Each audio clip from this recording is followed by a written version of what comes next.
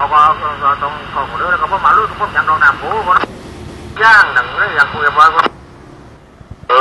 phải tiếp tập trungเลยว่ะด้วยว่าเมาเราเวลาแล้วแต่ว่าไปวางบอมหมดคนต้นอยู่ดีกับวันนี้มันเป็นการเดียวกันมั้ยดีเกือบติดเดียวเวลาติดเดียวแล้วพอรบร้านแล้วเราเจ็บนักกันคนพอเราไม่ร้านไปคือพอรบร้านเราเจ็บนักกันคนเราจะการเดินThe Koh Tao emergency services, okay, two elements to it predominantly. Koh Tao Rescue, they are the transport facility.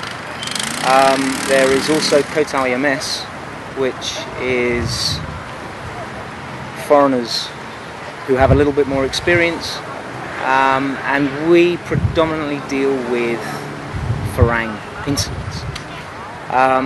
But we're very closely associated with the rescue guys because we need dedicated services to actually be able to transport. Koh Tao Rescue was started it started on the island, I should say, late March, early April of this year.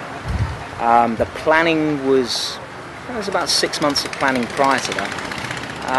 It's a government incentive that's managed by local government, so the Suratani government, and they're all volunteers.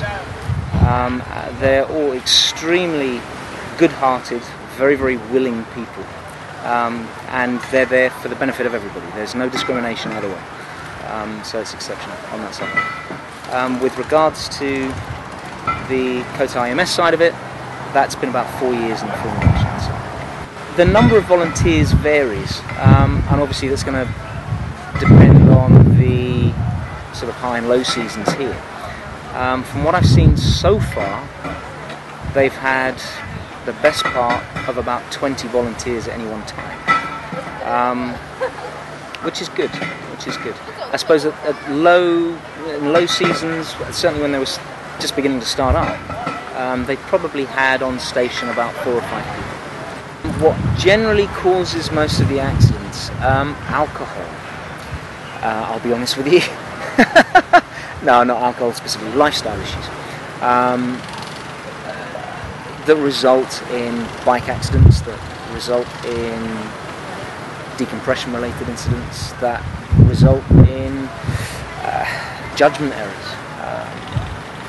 There have been some absolute tragic cases of errors of judgment when people have been intoxicated, and it's resulted in their death ultimately.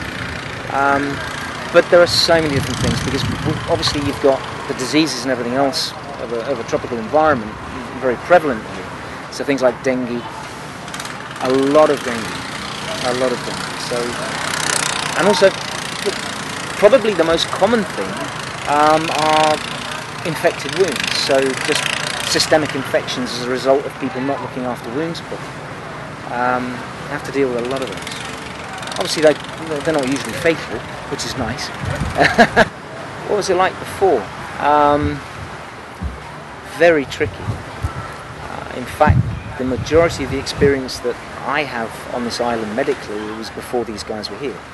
And sometimes it would just be hopeless. You could look at cases that if you had all the equipment a modern ambulance has, there wouldn't be an issue. Yeah, you'd at least be able to effect reasonable transfer.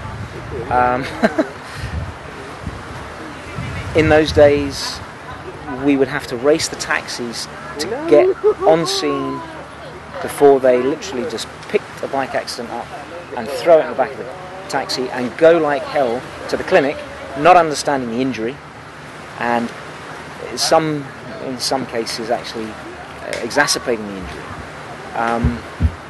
which again devastating, because you turn up a fraction too late and you see the taxi go and it's, oh wow, okay, damage control, off round to the clinic, try and find a doctor that's going to be compliant and explain.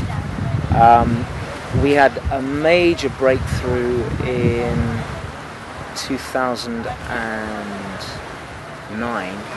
2009, when tie into, who was at the time that we were affiliated with as Subaquatic Safety Services, had a couple of doctors working for them that had no ego, that had nothing but desire to integrate with the local communities and to learn more about the environmental issues that resulted from the diving stuff, and also Koh Tao. And yeah, that relationship allowed us to be much more effective prior to these guys' arrival. Now, if we ever get involved with an accident or someone who's sick or anything like that, we have a dedicated and competent service that we know is going to be available to transfer and transport. Yeah. Okay, they still have a lot to learn, that's fine, but they're really keen and eager to learn. So I have really high hopes for the service.